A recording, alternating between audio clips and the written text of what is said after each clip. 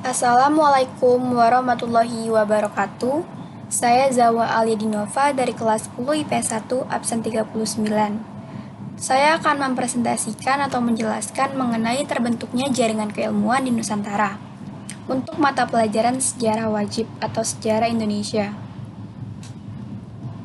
Yang pertama, terbentuknya jaringan keilmuan di Nusantara. Yang pertama ada peranan raja, wali, dan ulama dalam pengembangan Islam di Indonesia. Yang kedua, ada peranan istana masa Islam di Indonesia. Kita akan membahasnya. Ketika kerajaan Samudra Pasai mengalami kemunduran dalam bidang politik, tradisi keilmuannya tetap berlanjut.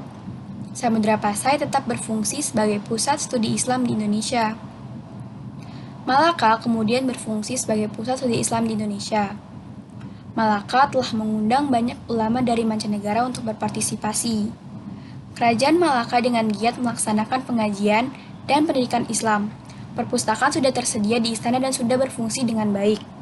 Di sini terdapat ilustrasi untuk pengajian dan ilustrasi untuk perpustakaan.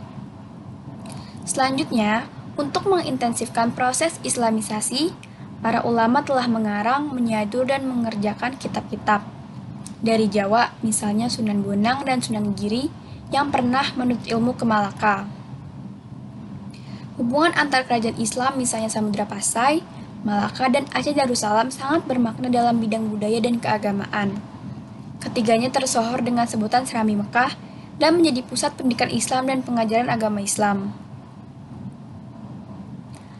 Sultan Iskandar Muda adalah raja yang sangat memperhatikan pengembangan pendidikan dan pengajaran agama Islam. Ia mendirikan Masjid Raya Baitur Rahman dan memanggil Hamzah Al-Fansuri dan Syamsuddin As-Sumatran sebagai penasihat. Syekh Yusuf Al-Makassari, ulama dari Kesultanan Goa di Sulawesi Selatan, pernah menuntut ilmu di Aceh Darussalam sebelum melanjutkan ke Mekah. Melalui pengajaran Abdul Rauf As-Singkili telah muncul ulama Minangkabau Syekh Burhanuddin, ulama yang terkenal sebagai pelopor pendidikan Islam di Minangkabau, dan Syekh Abdul Muhyi Al-Aruti yang berjasa menyebarkan pendidikan Islam di Jawa Barat. Karya-karya susastra dan keagamaan dengan segera berkembang di kerajaan-kerajaan Islam. Kerajaan-kerajaan Islam itu telah merintis terwujudnya idiom kultural yang sama, yaitu Islam. Hal itu menjadi pendorong terjadinya interaksi budaya yang makin erat. Selanjutnya, di Banten, fungsi istana sebagai lembaga pendidikan juga sangat mencolok. Pada abad ke-17, Banten sudah menjadi pusat ilmu pengetahuan Islam di Pulau Jawa. Jumlah ulama dari berbagai negara menjadikan Banten sebagai tempat untuk belajar. Di Palembang juga difungsikan sebagai pusat sastra dan ilmu agama, seperti Sultan Ahmad Najamuddin dan Sultan Muhammad Bahauddin. Palembang telah melahirkan karya-karya ilmiah keagamaan seperti ilmu tauhid, ilmu kalam tasawuf, tarekat-tarik, dan Al-Quran. Dua hal yang mempercepat proses itu yaitu penggunaan aksara Arab dan bahasa Melayu sebagai bahasa pemersatu semua ilmu yang diberikan Lembaga Pendidikan Islam Nusantara, ditulis dalam aksara Arab, baik dalam bahasa Arab, bahasa Melayu, ataupun bahasa Jawa. Setelah terbentuknya berbagai ulama hasil didikan dari istana, maka muridnya melakukan pendidikan ke tingkatan yang lebih luas. Tempat pendidikannya kutab di wilayah Arab. Disebut juga lembaga pendidikan Islam yang berlangsung di rumah ulama. Pelajaran yang diberikan di kutab tersebut adalah menghafal ayat-ayat pendek, mengenal kitab-kitab, membaca Al-Quran, dan tentunya sholat 5 waktu.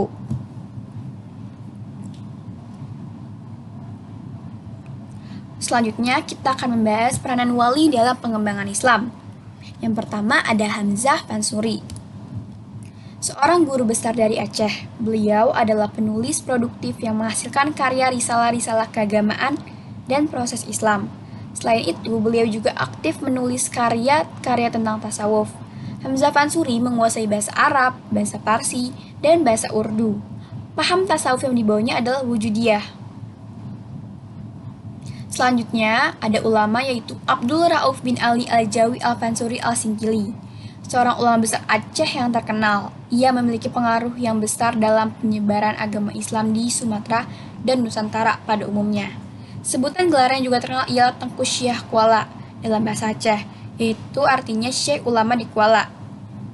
Abdul Rauf bin Ali Al-Jawi Al-Fansuri Al-Singkili menyiarkan tulisan kaligrafi di kalangan masyarakat. Selanjutnya ada Nuruddin Araniri. Nuruddin Araniri adalah ulama penasihat Kesultanan Aceh pada masa kepemimpinan Sultan Iskandar II atau Sultan Iskandar Sani. Nah, Nuruddin Araniri ini menyiarkan bahasa Melayu.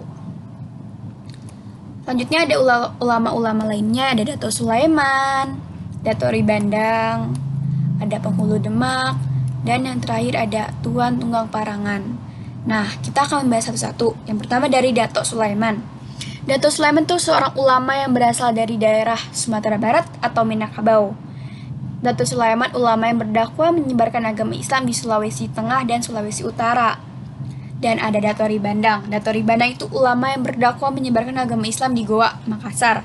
Selanjutnya ada Penghulu Demak. Penghulu Demak itu ulama yang berdakwah menyebarkan agama Islam di Banjarmasin, Kalimantan Selatan.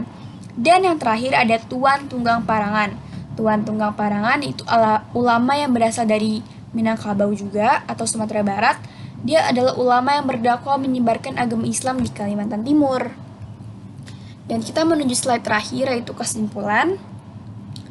Di sini kesimpulannya yaitu sejak Kerajaan Samudra Pasai mengalami keruntuhan, jaringan keilmuan tetap berlanjut dan Kerajaan Samudra Pasai menjadi pusat studi. Ketika Kerajaan Malaka masuk Islam, Kerajaan Malaka juga menjadi pusat studi bahkan dapat dikatakan berhasil menyainginya. Dan kemajuan ekonomi Kerajaan Malaka telah mengundang para ulama untuk berpartisipasi dengan lebih intensif dalam proses pembelajaran Islam. Keberhasilan Malaka dalam waktu singkat merubah konsepsi dan sikap terhadap agama menyebabkan banyak para ulama besar dari mancanegara datang. Hubungan antar kerajaan misalnya Samudra Pasai, Aceh Darussalam, dan Malaka sangat bermakna dalam bidang keagamaan dan kebudayaan. Berkembangnya pendidikan dan pengajaran Islam telah berhasil menyatukan wilayah Nusantara. Semua ilmu yang diberikan di lembaga pendidikan Islam di Nusantara ditulis dalam bahasa Arab atau bahasa Melayu dan ditulis dalam aksara Arab juga. Selanjutnya, berkembanglah pendidikan tersebut sampai ke rumah-rumah dan ke tingkat yang lebih luas. Pelajaran yang diberikan adalah menghafal Al-Quran, terus sholat 5 waktu, menghafal ayat-ayat pendek, dan lain sebagainya. Sekian dari saya, mohon maaf apabila ada salah kata atau kesalahan informasi. Terima kasih. Wassalamualaikum warahmatullahi wabarakatuh.